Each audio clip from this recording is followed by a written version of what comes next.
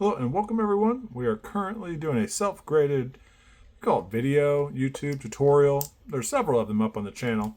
And depending on the player that you like, depending on the style of card you like, you may find these videos very fascinating. You may find them boring. If you enjoy some of the basketball kind of sports card lore, history, and maybe possible comedy, I might be considered humorous at times. Maybe not. I have a bit of a quick wit. I'll say that's true. I don't know if I'm really that funny. Sometimes there's not much material to work off here. There's just sports cards. But that being said, we're looking at a Anthony Edwards.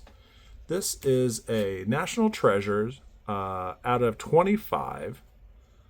And it is just a stunning, beautiful card. 2024-2025. I guess we can kind of just, as we're starting off, we can take a look at the surface of the card. See if we can find any flaws, imperfections, dings, scratches, anything that would essentially mark down the value of the overall card. And on the back, I can say that I see a little bit of, I'd say, like surface imperfections. And it's probably not caught by the visual eye. I'll take a quick look.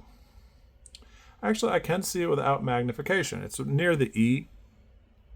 I don't know if you consider it a scratch. It's an imperfection for sure.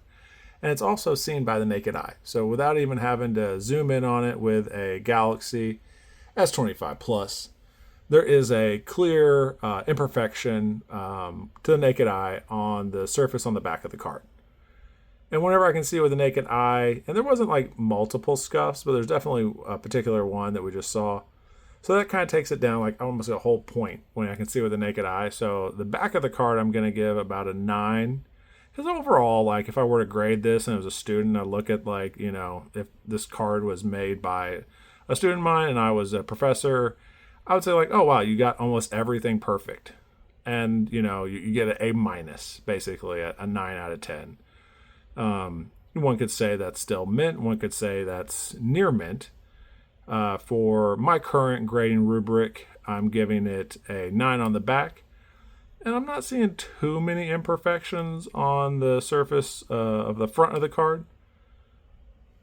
Let's kind of take a quick look. And I see maybe possibly some, I don't know if that it's really, I don't think I call it a print line. I just call it like maybe a imperfection on the surface of the card there near the ball. It's kind of running top to bottom, almost like north to south. So overall, the surface, I would say, is close to pristine. There is a little bit of imperfections that you can see. So I'm going to give the surface to this card a 9.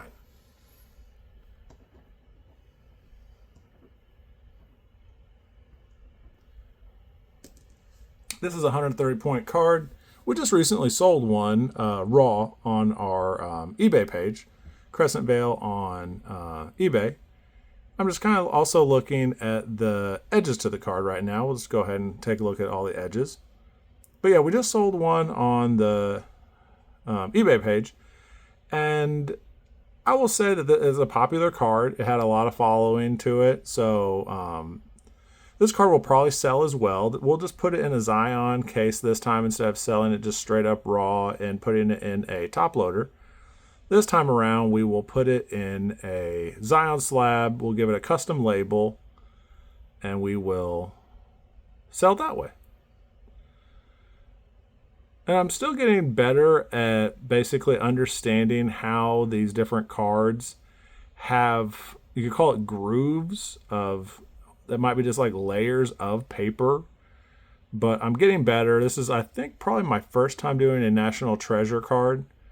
So as I do more of these, I'll understand more of the grooves to the edges.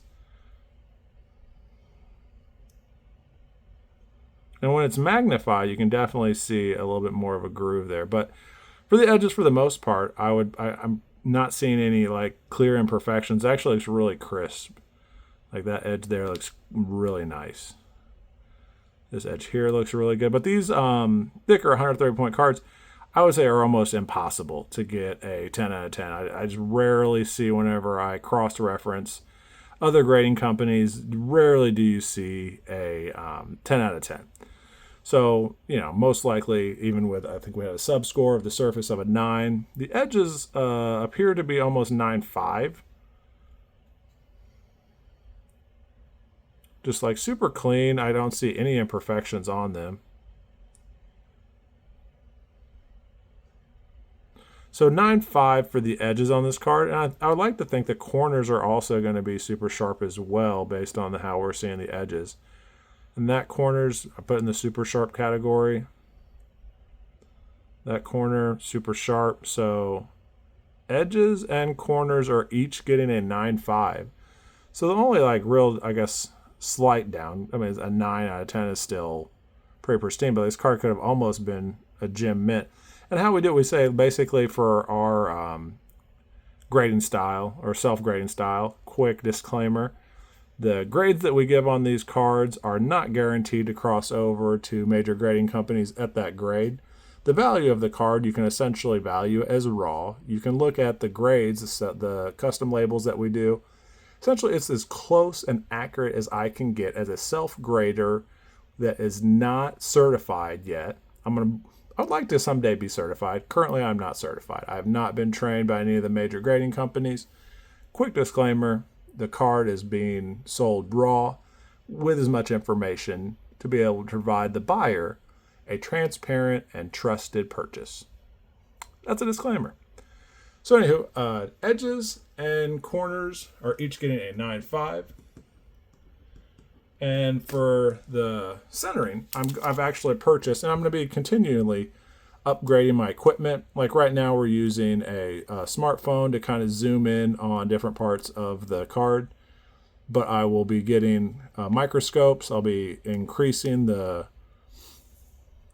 scrutiny with kind of zooming in. I have a jeweler's eye right now, but I would just like to get a little more precision to the surface, and also creating a rubric, because a lot of people are saying how do you well, I'm actually researching, how do you become a more trusted grader? How do you basically increase your trustworthiness? And that's, with better equipment, that's following a rubric so that there's a standardization around the grading. So the anchor point at the top, I see that it is 3 millimeters. 3 millimeters on the right. So centering might be dead on. And if we have 3 9.5s and 1 9,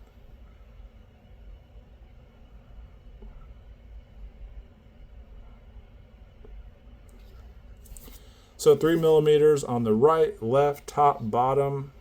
Yep.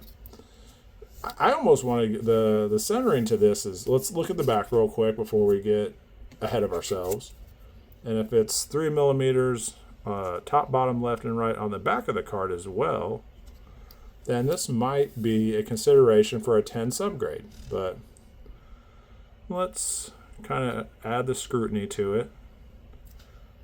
That's about as perfect center as you can get. And they, National Treasure cards are definitely a higher value card. Now let's see here. So that is 1, 2, 3, 4. So can't give it a 10. In between a 9 and a 9.5. 3. So all top, bottom, left, and right was 3s all across, except the back at the bottom was a 4 millimeter. And for that, I believe front and back 9.5 for the centering. Wanted to give it a 10 subgrade, but we're using scrutiny. We're going to get even a closer rubric. I'll develop it. It'll say if it's we'll have a piece of new equipment coming through soon. So the equipment will continue to upgrade. The scrutiny, the ability for the buyer to kind of develop trust with us will continue. But for this, we're going to put it in a Zion slab. Not what would I say? Not spokesperson, not selling this, just saying this is what we use. This is my preferred custom slab. That's what I like, and I'm not knocking the other grading companies. I'm just saying this is what I prefer to do for raw graded cards. This card is, when we sold it recently, it was about, I think in between $90 and $100. That might be with shipping. That might be at maybe $80 to $100 is this card when we sell it raw on eBay. with a custom slab, with this kind of 3.95s and a 9, it's going to get a 9.5. I'm gonna start it at 150, and then I'm just going to continue to mark it down. And if you're a buyer, just buy when you feel comfortable. It'll like continue to get marked down. I'm actually going to start to get a more precise markdown process. After the first month, I'm going to start treating cards at 20% off. So hypothetically, if this card goes on sale, let's say this weekend, and it's February, what are we on, the 5th or 6th right now? So if, let's say it's hypothetical, February 7th, March 7th, you'd be like, well, it should now be at least 20% off from the original price point. 2 months, so starting February, now we're in March, now we're in April, I would prefer to have it marked down by 40%. I haven't totally decided if that is a guaranteed price point movement, because I will say some cards, and I'm going to say it's not guaranteed for all cards. I'm going to say for a majority cards that I'm going to start, hypothetically, if it's at $100, you mark it down 20%. Now it's at 80. After the first month, second month, 40% off, now it's 60. So that is, I would say, the majority of the cards in our eBay store. There is cards on the eBay store that basically are just traffic drivers. And we have a Dennis Rodman Topps Chrome refractor that just pulls in views. And if I just were to mark that all the way down, 20% after the first month, 40%, it would get bought immediately. And essentially one of our biggest traffic drivers to the site, to the eBay page, would then be gone.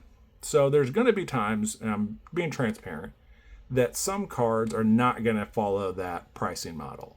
That if they are basically a heat-seeking, pulls in a bunch of followings for the card, a bunch of views, it's going to stay at a high price point. That's just how it is. For the cards that don't get as much traffic, that get some, still, I would say, somewhat heat, it's going to be marked down more accordingly. So just transparent. If you see a card that hasn't been marked down on the page, most likely it's got a lot of people watching it. Most likely it has a lot of demand behind it. And there's not a strong reason, kind of, the supply and demand side of things, it's not a strong reason for me to mark it down to get it moved out the door when it's bringing in potentially more customers. So anywho, this card will start at 150. We'll put it in a Zion slab. It'll be a 9.5. We got 3 9.5s, 1 9 on the surface. Beautiful card. Wonderful doing business with the seller on this. Thank you.